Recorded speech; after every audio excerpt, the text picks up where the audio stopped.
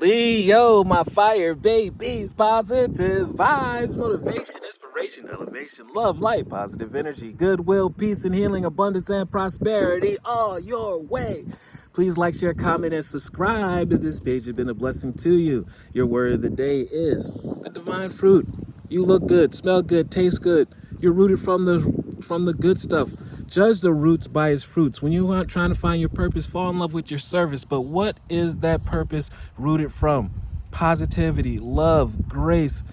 That is in gratitude. These are the things that's going to give you longevity and make sure that you not only attract your people, you attract financial blessings. You attract that job that you're looking for, that you're creating. As I work to improve and free myself, I strengthen my foundations with love, light, prosperity, and gratitude. My intellect is light because you are a genius.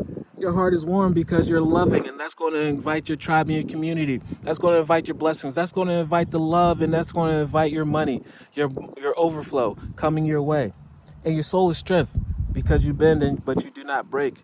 You never give up. That's why you're the king. That's why you're the queen. I am nurtured by the divine sun, and the fruit I bear reflects my inner light. Make sure that inner light is shining bright.